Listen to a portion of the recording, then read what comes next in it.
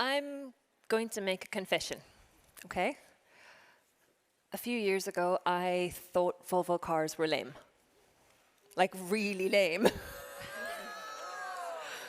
It's a safe space. To me, a Volvo was an old, long station wagon in a kind of greenish, beigeish color that mums and dads shoved their 4 kids and all their luggage and their spaniel in on the way to soccer practice, right? But the thing is, I come from South Africa. So back then, we just didn't have access to the latest cars. So my opinion, that I held so strongly, that I thought I understood was based on a vastly outdated idea of what a Volvo car was. And when I came here, I was really very wrong. It's also easy to dismiss what it might be like working for a car company, because we're still working with a vastly outdated idea of what a car is and what a car maker looks like. It's the same for women, right? Our potential, just like, I don't know, actual human beings, is to be and do everything. But so often we can be boxed or dismissed because people are working with a vastly outdated idea of what a leader, a technologist, a car maker is. Now, today, we're going to hear from 3 women at the top of their game in the tech industry at Volvo Cars. You'll find their bios on the Women in Tech website, so I'm going to speed through. Malin Ekholm is the head of Volvo Cars Safety Center. Sanela Ibrovic is Volvo's head of Connected Experience, and Anne-Mette Nygaard is the head of our Global Consumer Offers section. Thank you. They're all from totally different backgrounds, and they're all going to share today how they combine cutting-edge tech with a human-first approach to change the way we drive and buy and enjoy cars. I'm Robin Nell. I work in communications at Volvo Cars, and I'll be the moderator for this panel. So we're going to break our session into 5 parts, an introduction, done. And now we're going to have 3 small parts with 3 of our speakers. Each of them will speak, and at the end of them, there will be a short section for you all to ask questions. So please do, as they're talking, if something pops up, write it down, take note of it, and there will be a microphone going around that you can ask each speaker for afterwards. Do keep the questions short and to the point, though, because our time is limited and we want to get the most out of this session. So, speaking of that, let's get started. Malin, you've worked in the car industry for over 20 years. How did you get your start and what led you to the auto industry? Well, it's interesting. I studied at Chalmers University of Technology in Gothenburg, and a lot of people from Chalmers actually joined Volvo, and for some obscure reason that I still don't understand, I needed to do different. So I decided to go elsewhere. I did that for 2 years, and then I was walking up and down Avenyn. I think it was in August-September timeframe, 1998, and I saw the Volvo S80 that had just been released. And I just said to myself, you're crazy. You need to work with these things. You love cars. What are you doing? I just started chasing. I need to get there. I need to be there. And I joined in 1999 as a brake engineer. Nice. That's how it started. Anne-Mette and Sanela, you're much more recent car converts. Tell us about your story. Sanela, you want to? I can start. Yes, my girl in tech journey started also at Chalmers, but on electrical engineering side, and I continued it at Ericsson. It's a quite big telecom industry. Started as a software engineer, and then on the way developed in different leader roles. Back in 2014-15, 5G research was started, and already there the insight was coming up that the industries will converge much more, and the new opportunities will come with this technology. I also was on the local conference and listened to the talk about connected cars. That was yet another trigger that creates a lot of curiosity. And from there, I am here now, spending more than 4 years in the automotive. Really, really happy for that. Good. And then Anne-Mette, what about you? Yeah, I'm coming from a non-car background as well.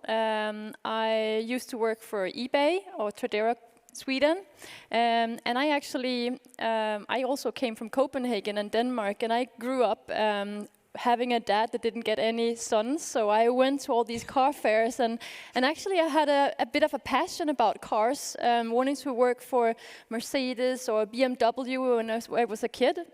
So that was kind of what I had in my dream picture, but I kind of forgot about it along the way. And then at some point I moved to Sweden and I got into tech and product. That was kind of my path. And then I stumbled over this position with Volvo Cars, and I thought, this was the thing. This was the match in heaven for me to go on that path, and I've done that for 3.5 years now. Nice. And then just sort of open question to all of you, what does the auto industry look like today, and what really excites you about it? I think it's a combination of the consumer close product and the possibilities and the potential that the new tech is bringing, and really creating a product that is so much more than just 4 wheels and a steering wheel. It adds value to your life in so many different ways. That's what I think. Yeah, agreeing on that, but I can also add, coming from the software, being a software person, I think that is also a very significant transformation that automotive is going through. And for me, that was additional part. It's a transformation from the hardware company to also a software company, which I want to be part of. Yeah, I think really like that whole transformation that this industry is going through due to all changes that our society is going through. I think electrification is one of those like big drivers that are like super exciting to look into. And since like my background with product was very much focused within the like traditional building apps, websites, like this whole thing about the car becoming a piece of software combined with the app and the web and how consumers will interact in that spectrum, that's just like, I don't know, I think I could maybe live a whole life within just learning about these different technologies and what happens in there. So I think that's...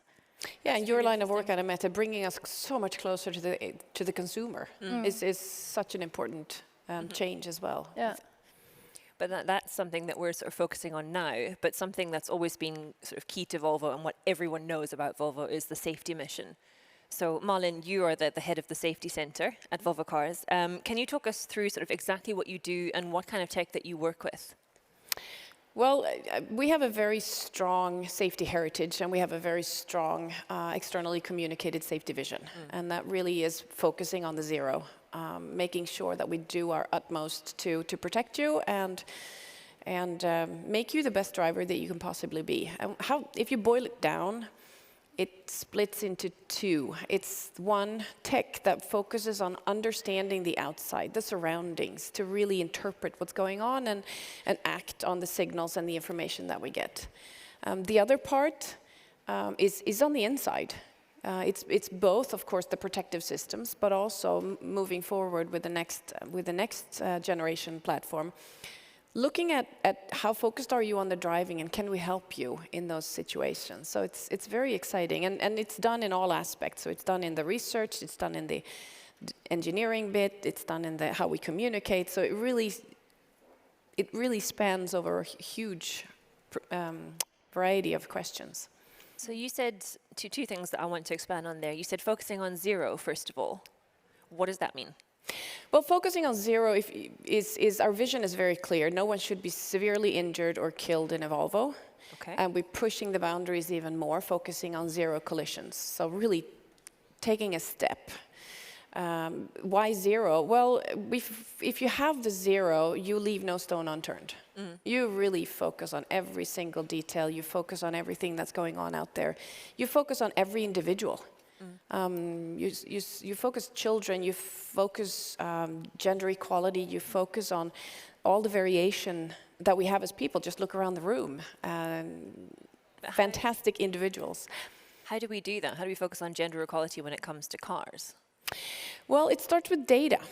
Okay. Quite often when you start talking about a car, you're talking about the solutions that are already there.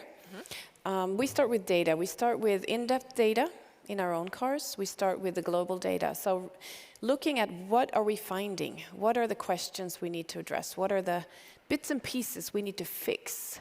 And when you do that, you don't lock yourself to the tech that's available. You innovate. Just to give you an example, in the 90s, it was very clear through data that women were more susceptible to whiplash injuries than men. It was very clear. It was in the data. So the team dove into what are the mechanisms and what do we need to do and how do we fix it. And in the early 2000s, the whiplash seat was introduced in Volvo. To make women safer. Well, to address the challenges, but what actually happened was that everyone was safer, but the gender inequality was gone. So in Volvo Cars from the 2000s, there is no difference. Because we were looking at the data, we were looking at what we needed to do, and everyone was protected better, but the equalities were evened out. So it's just an example of how starting with the data will actually take away the limitations of what we have today and introduce new solutions. Then the second thing that I wanted to bring up, you spoke about monitoring the driver inside the car. What's that all about? Well, it's not monitoring. You know the expression, the eyes are the mirror to the soul? It turns out it's true. Okay. So through research, we've seen that by understanding the eye movement and the motion of your head and everything, we can actually interpret if you are focused on the driving or if you're, for some reason, distracted.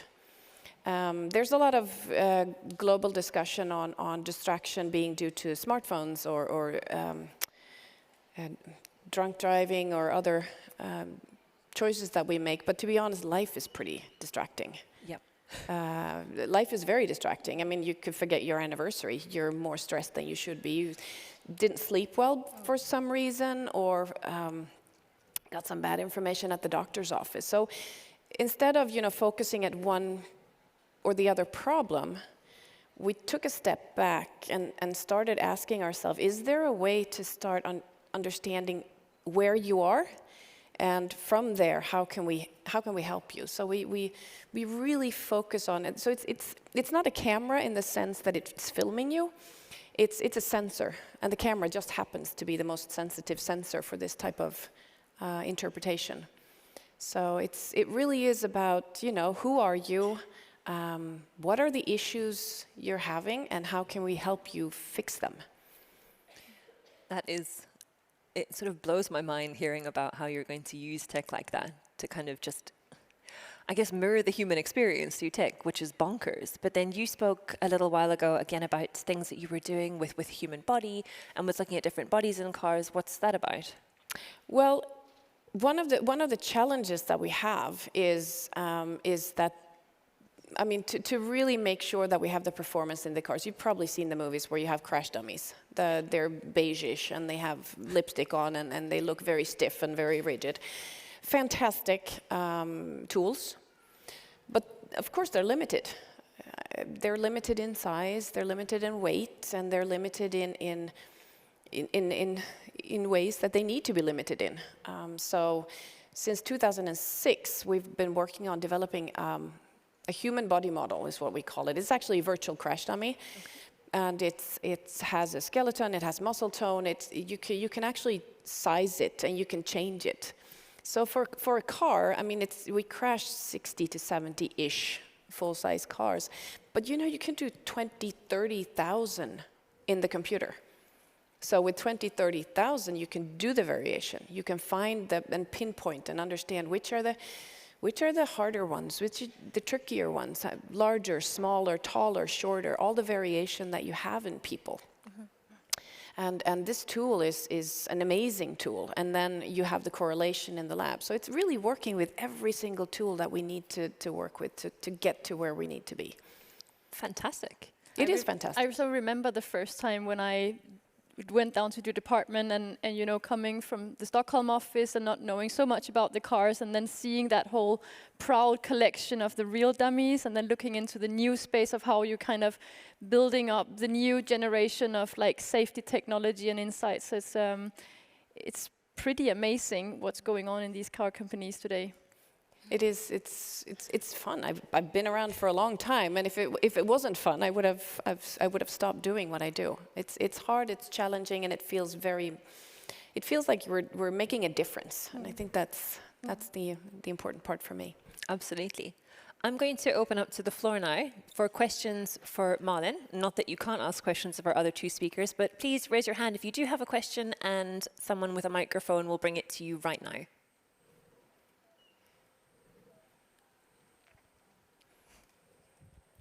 Thank you. My question is quite straightforward. You have been, as you said, many years around. What is your advice for women to stay in tech? Well, I thought about that because that was actually something we had a conversation about before coming here. Robin asked me, what was your biggest challenge? And I had to think about it for a while, and I realized that, well, actually it was finding my own way of doing things. You know, accepting, like truly accepting. It's not necessarily a very Swedish thing to do, but I'm good at this. I'm really good at this. I can be proud of being good at this. I'm not so good at this. I can ask others for help. So just kind of boiling it down, and this is how I like to be, and not trying to copy someone else, and not trying to do it like Anne-Mette is doing it, or trying to do it like Sanela's doing it, because they're coming from somewhere else. They have a different background, they have a different history, they have, you know, different learnings, and just feeling confident that the way I'm doing things is a great way of doing things, even if it's not necessarily the same way that someone else is doing it. So that's the only advice that I can give. Find your own way of doing things, and find your strengths, and accept the learning points, go with the learning points, and ask for help. I hope that answers your question. Thank you. There's another one up there in the middle. Just whilst you're going to add to that, I have to say that the environment that you set of being open, being questioning, and being comfortable with your skills and weaknesses really, really influences those around you. So it changes the whole level that you're working on and all the levels around it. So it's not just you standing alone. It's fantastic. It's funny how it's fun how many people actually want to help you once you start asking. Everyone. But I think also like the whole thing that it's such a new space, not only within the automotive industry, but in pretty much everywhere in society, all technology evolving and converging different disciplines, and new demands to us human beings working in this will change, and it will continue changing. So I think, to your point, Malin, as long as you listen to yourself, you will find your way, and it's potentially really not sure it's the same as you and I will. Probably not. I mean, the next generations will have totally new career paths, so yeah, go with the flow. And also acknowledging that what we are doing usually are very complex problems we need to solve, and then acknowledging that we need to do it together. And then back to your point, building on my best skills, building on your best skills, all are needed to create the best solutions. So. Well, I have two questions. Well, myself, I'm not driving. So how far are we from self-driving cars and hopefully self-parking cars? Because I'm so glad you asked that question.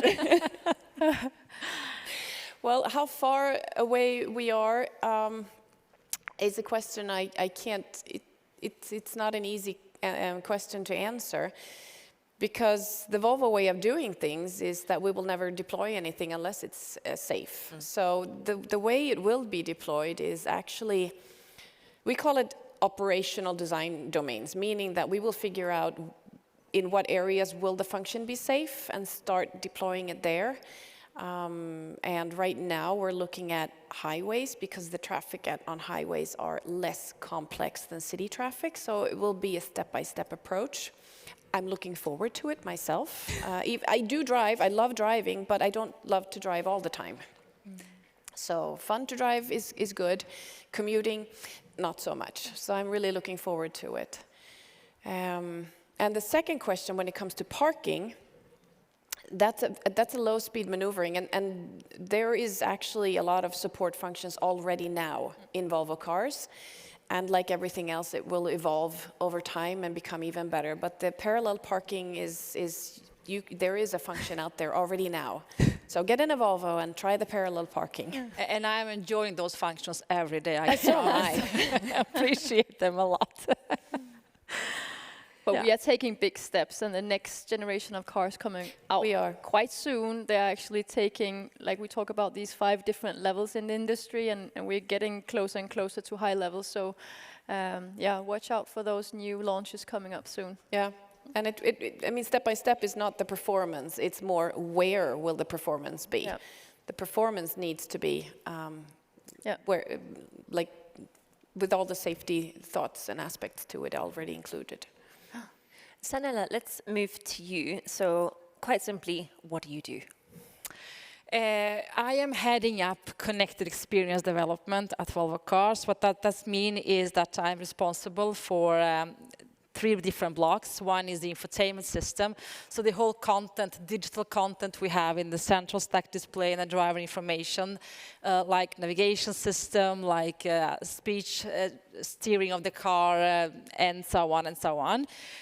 Another part is to enable this connected experience, you need to have the connected cars, and that is the second block for my responsibility. On top of that, we have a vision and purpose at Volvo Cars to provide freedom to move in the sustainable, safe, and a personal way. And that is where my responsibility also comes in when it comes to the data collection platform we have for the complete vehicle to really enable this personal experience for the customers and the users. Nice. Okay, but this having an infotainment system in the car, to me, it just seems like a concept that's come out of nowhere and in the past few years has gone from 0 to hero. Why is this? What is it useful for? We always start with the consumer and consumer needs. And then, of course, technology comes in and so on. What has happened and is still happening is extremely fast digitalization of our society. We, as a consumer, are taking now the always connected experience as a commodity. And on top of that, we have the smart devices that are enabled our personal experience through our adoptions of the apps and services we are putting that are relevant for us. These behaviors are now, of course, projected or have been for a while to the car as a device. And that is where we are coming in. Another dimension is, of course, the technology that I was into before. With the 4G and 5G, we have much better resilience, much better latency circumstances to enable this always connected car as well. So with that in mind, we have partnered with one of the another good players in their domain, which is Google. So we have built an infotainment system that is based on the Android OS in the car. And with this platform, we have enabled the services that are always fresh. Whenever the navigation map is updated in the Play Store, it's directly downloaded into our cars as well. And of course, other applications. We are also enabling the inclusion of other apps, just like Apple has done.